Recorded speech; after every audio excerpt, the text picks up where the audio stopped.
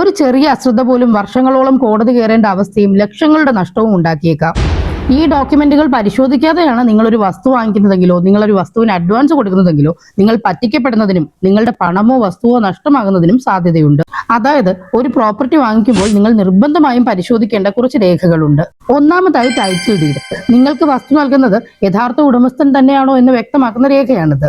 അടുത്തതായി encumbrance certificate. നിങ്ങൾ വാങ്ങിക്കാൻ ഉദ്ദേശിക്കുന്ന വസ്തുവിൽ എന്തെങ്കിലും തരത്തിലുള്ള ബാധ്യതകൾ ഉണ്ടോ എന്ന് തെളിയിക്കുന്ന രേഖയാണിത്. ഉദാഹരണത്തിന് ബാങ്ക് വായ്പയോ പണയമോ തുടങ്ങി എന്തെങ്കിലും തരത്തിലുള്ള ബാധ്യതകൾ ഈ വസ്തുവിന്മേലുണ്ടെങ്കിൽ നിങ്ങൾക്ക് ഈ രേഖ വഴി അത് അറിയാൻ കഴിയും.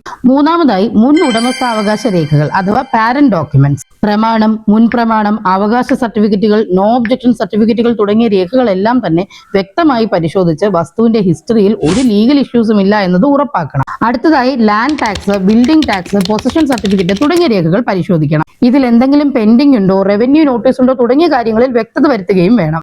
അഞ്ചാമതായി വസ്തുവിന്റെ സർവേ സ്കെച്ചും ലൊക്കേഷൻ സ്കെച്ചും പരിശോധിച്ചതിന് ശേഷം വസ്തുവിന്റെ അളവും അതിരുകളും കൃത്യമാണോ എന്ന് ഉറപ്പാക്കണം. ഏറ്റവും പ്രധാനപ്പെട്ട കാര്യം ഈ വസ്തുവിലേക്കുള്ള വഴി എങ്ങനെയാണെന്നുള്ളത് കൃത്യമായി മനസ്സിലാക്കണം. കാരണം നിങ്ങൾ വസ്തു വാങ്ങിക്കുന്ന സമയത്ത് തുറസായ സ്ഥലത്ത് വഴിയുണ്ടെന്നുള്ള തെറ്റിദ്ധാരണയിലായിരിക്കും നിങ്ങൾ വസ്തു വാങ്ങിക്കുന്നത്. പക്ഷെ പിന്നീടായിരിക്കും നിങ്ങൾ അറിയുന്നത് അത് വഴിയായിരുന്നില്ല, മറ്റാരുടെയെങ്കിലും പ്രൈവറ്റ് പ്രോപ്പർട്ടി ആയിരുന്നു എന്നത്. അതുകൊണ്ട് സർവേ സ്കെച്ചും ലൊക്കേഷൻ സ്കെച്ചും പരിശോധിക്കുന്ന സമയത്ത് വഴിയുടെ കാര്യത്തിൽ കൃത്യമായ ഉറപ്പ് വരുത്തിയിരിക്കണം. ഇനി നിങ്ങൾ വാങ്ങിക്കാൻ ഉദ്ദേശിച്ചിരിക്കുന്ന വസ്തുവിൽ വീടോ കെട്ടിടമോ ഉണ്ടെങ്കിലോ building plan, building permit, completion certificate തുടങ്ങിയ രേഖകളെല്ലാം പരിശോധിച്ചതിന് ശേഷം ഒരു നിയമലംഘനവും നടത്തിയിട്ടില്ല എന്നുള്ളത് ഉറപ്പാക്കണം. അവകാശ സർട്ടിഫിക്കറ്റോ കോർട്ട് ഓർഡറോ വിൽപത്രമോ വഴിയാണ് ഉടമസ്ഥനെ ഈ വസ്തുവിൽ ഉടമസ്ഥാവകാശം ലഭിച്ചിരിക്കുന്നതെങ്കിൽ ആ രേഖകളെല്ലാം തന്നെ വളരെ വ്യക്തമായി പരിശോധിച്ചിരിക്കണം. ഈ വസ്തുവിന്മേൽ സർക്കാർ റവന്യൂ റിക്കവറിയോ ജപ്തി നടപടികളോ നിലവിലുണ്ടോ എന്നുള്ളത് പരിശോധിക്കണം. വസ്തുവുമായി ബന്ധപ്പെട്ട സിവിൽ കേസുകളോ സ്റ്റേ ഓർഡറുകളോ നിലവിലുണ്ടോ എന്നുള്ളത് മനസ്സിലാക്കണം.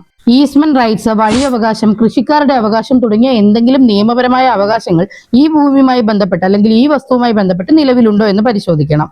ഈ വസ്തുവിൽ വീട് വെക്കുന്നതിനുള്ള അനുമതി ഉണ്ടോ, അല്ലെങ്കിൽ ഈ ഭൂമിയിൽ ഏതെങ്കിലും തരത്തിലുള്ള പ്രകൃതി ദുരന്തങ്ങൾ ഉണ്ടാകാൻ സാധ്യതയുള്ള മേഖലയാണോ, വെള്ളപ്പൊക്കം ഉണ്ടാകാനുള്ള സാധ്യതയുണ്ടോ തുടങ്ങിയ കാര്യങ്ങളും പരിശോധിച്ചിരിക്കണം.